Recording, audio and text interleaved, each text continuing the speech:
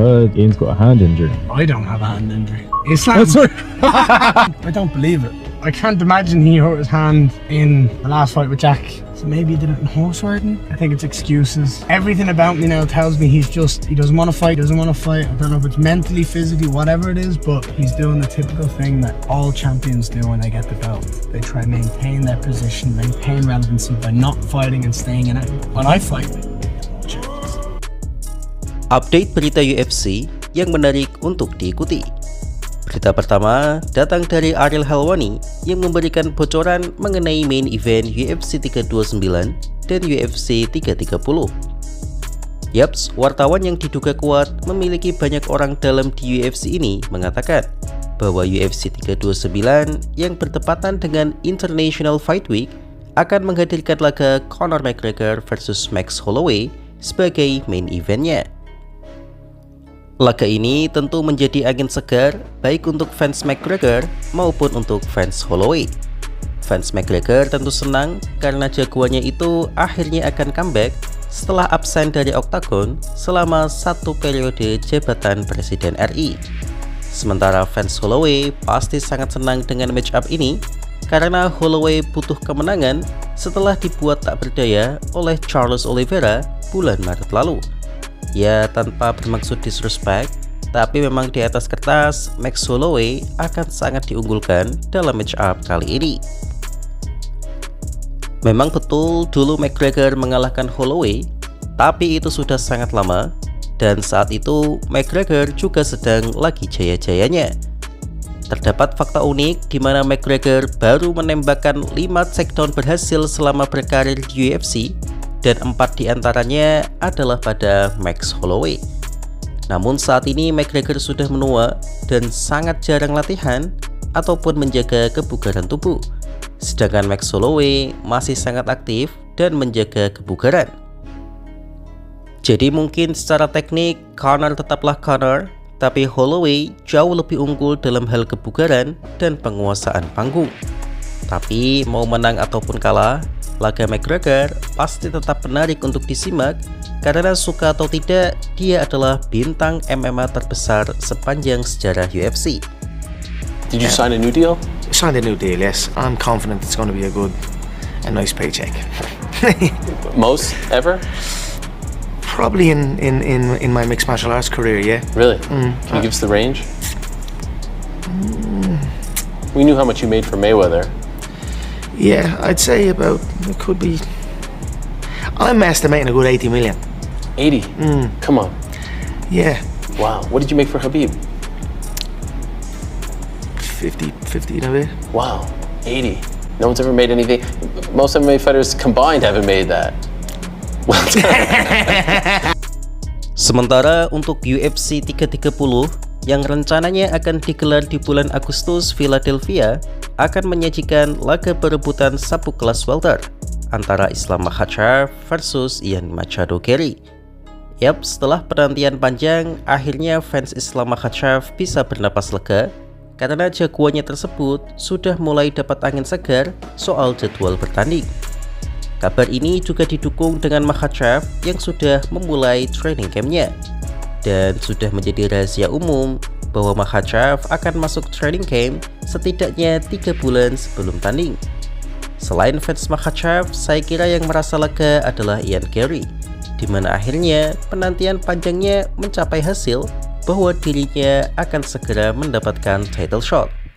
Ian Garry sudah lama menantang Makhachev dan bahkan mempersiapkan dirinya untuk berlatih di Georgia guna menghadapi grappling Makhachev. Secara ranking, memang Ian Garry adalah yang paling layak karena ia beranking 2. Lalu, apakah latihannya di Georgia cukup untuk menghentikan seniman grappling seperti Makhachev? Kita tunggu saja nanti.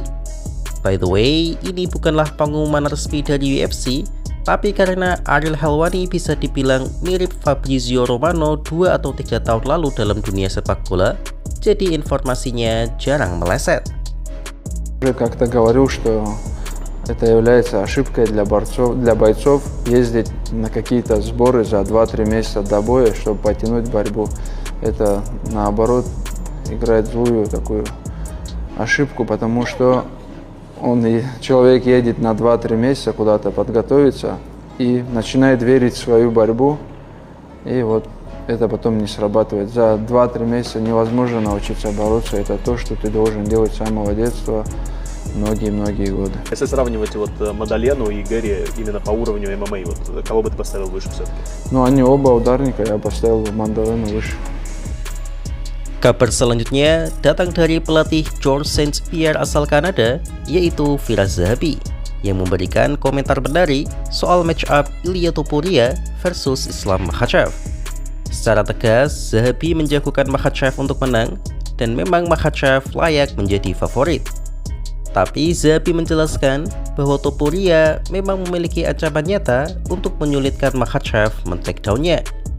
Menurut Zahabi, postur Topuria yang pendek akan menguntungkan Topuria karena grappler akan kesusahan men-takedown lawan yang lebih pendek. Bagi Zahabi, lawan terberat Makhachev justru bukanlah orang yang besar seperti JDM ataupun Morales, tapi justru lawan pendek yang memiliki kekuatan badak seperti Topuria dan Volkanovski. Alasan Zahabi mengatakan itu karena sudah terbukti Makhachev sempat kesulitan men-takedown Volk dan sangat mudah dalam men-takedown JDM. Zahabi juga menjelaskan bahwa Makhachev berbeda dengan Khabib. Grappling Khabib dapat bekerja pada siapapun karena Khabib bisa menembakkan takedown lewat bawah lutut dengan tenaga dan kardionya yang luar biasa. Sedangkan Makhachev lebih pada atas lutut karena lebih menggunakan teknik sebab kardionya tak sebanyak Khabib. Karena itu sulit bagi Makhachev untuk takedown pada lawan yang tak hanya pendek seperti Volk ataupun Topuria. Jadi Zahabi setuju bahwa Topuria akan menjadi calon lawan terberat Islam Makhachev. Namun meskipun demikian, ia tetap memilih Makhachev untuk menang karena meskipun secara teknis seperti itu, tapi kenyataannya Makhachev adalah petarung dengan fight IQ yang tinggi dan bisa menemukan kelemahan lawannya.